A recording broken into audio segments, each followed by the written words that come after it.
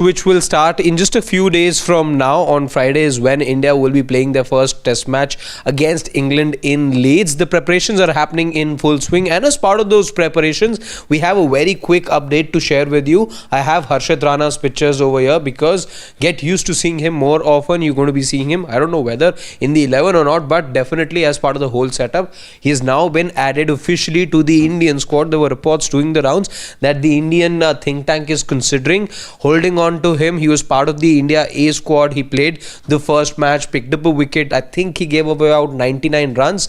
But Harshit Rana, the team feels, is the right person for them at the moment to be added. He's been added as cover, so now he becomes the 19th member of this Indian team.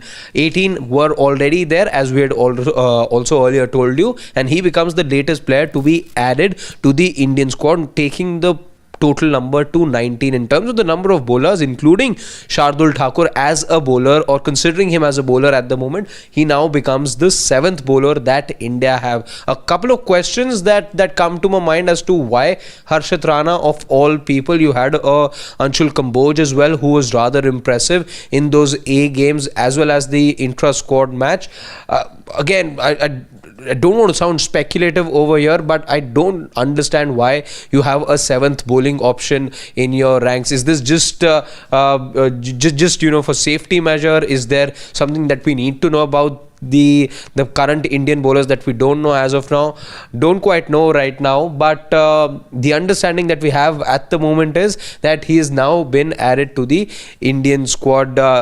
Life's been moving extremely fast for Harshit Rana. As you know, played in the Champions Trophy before that, had a good IPL, and on the back of a good IPL, he then went ahead, made his T20 debut, played for India in the Border Gavaskar Trophy as well. Was impressive in the first match, picked up a 3-4, but after that sort of tapered and wasn't quite able to leave the mark. But whatever is happening behind the scenes, he is doing enough, as I understand, to keep impressing this Indian team management and the think tank at the moment, that he is again been asked to stay back with the Indian team. So along with an Arshdeep, along with a Bumrah and Akashdeep, Prasidh Krishna, there is a Harshit Rana as well that you will be seeing warming up and preparing for the Indian team. Whether he gets a look into the side, whether he gets a place in the 11 ahead of an Arshdeep, ahead of a Siraj, ahead of these guys, that is something I still have my doubts about. I still feel the likes of a Jasprit Bumrah. Obviously, you don't have to name Jasprit Bumrah. In fact, he's the first name that you will probably put on that list after Shubman Gill, provided he's available. But besides the others who are in contention, I don't quite see him being ahead of a Prasidh Krishna or a Siraj for that matter. He could be ahead of an Arshdeep since he's already played for the Indian team. But what is it that you make of this development? You let us know your thoughts in the comment section.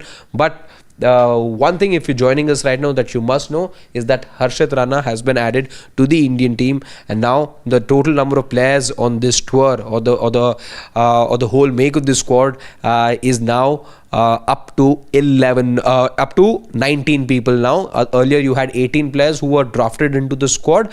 Now there's a 19th member that has been added to the Indian team.